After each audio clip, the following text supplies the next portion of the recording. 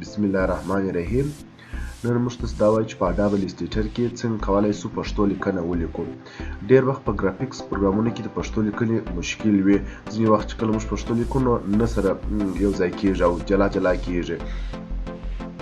نو اډوب الیسټریټر پروګرام چې دی هم د ډېرو ډیزاینونو کې ورڅخه استفاده کېږي، په ټلویزیونونو کې، په مطبوعاتو کې د دې څخه ډېر استفاده کېږي. ډېر وخت په کارټون په ډیزاین کې هم د څخه استفاده کوو. نو ډېر بهترین او ښه پروګرام دی.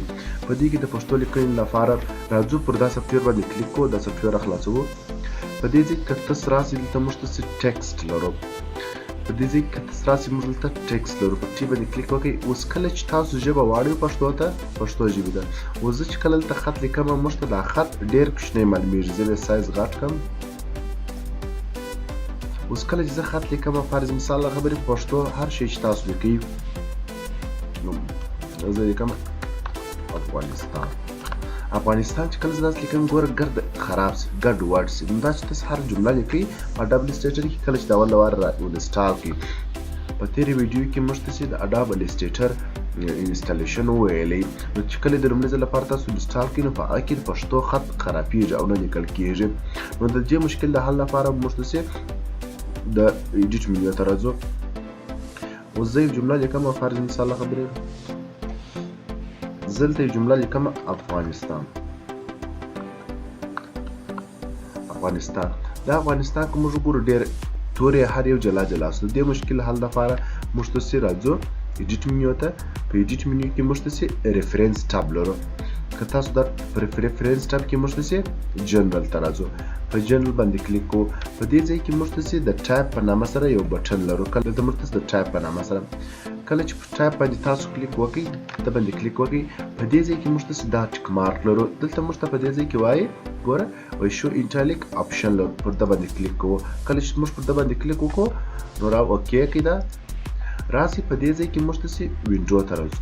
دلته موږ تاسې ټایپ پیدا کوو. تاسو به راسئ په یو کی سره لاندې راتاسئ، یو کی سره په دې ځای کې موږ تاسې ټایپ لرو. که تاسو دا وینئ موږ دلته د ټایپ منیو لرو. ټایپ منیو په دې ځای کې په ټایپ منیو کې موږ دلته پاراګراف لرو. کله چې تاسو په پاراګراف باندې کلیک وکړئ، پاراګراف لرو. پر دې ځای باندې کلیک کوو. پاراګراف باندې موږ تاسې کلیک کوو. په دې ځای کې یو کوچنی بټن تاسو وینئ. په دې ځای کې کله چې تاسو راسئ موږ دلته یو کوچنی بټن لرو. پر دې بټن باندې کلیک وکړئ. په دې ځای کې چې کله تاسو راسئ دلته موږ تاسې یو جمله لرو. په دې ځای کې موږ ته نوشته دي ګوره میډین ایشین سوټ آشین سولنګ کرکټر. تاسو به دا ټیک مارک وروئ. کله چې ټیک مارک وروئ نو ورته کلوز کړئ. وګورئ ستاسو جمله به صحیح سوې وي. ستاسو د پښتو لیکنې که زه چېرې راسم ته ولیکم افغانستان، هر شی چې تاسو لیکئ تاسو کولی شئ د پوسته یې ولیکئ. فرض مثال زه بیا ټیکسټ راخلم، د خط لیکو دې ځای باندې کلیک وکړئ، نو لیکم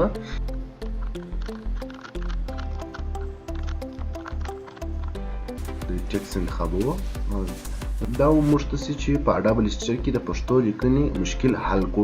ځینې نور پروګرامونه هم شته چې هغه موږ تاسې د اډوب الیسټریټر او همدا اډوب پریمیر په نامه سره پروګرامونه چې په هغو کې دا د ډېر وخت د ویډیو ایډیټ لپاره کارېږي، په هغو کې هم پښتو نه لیکل کېږي.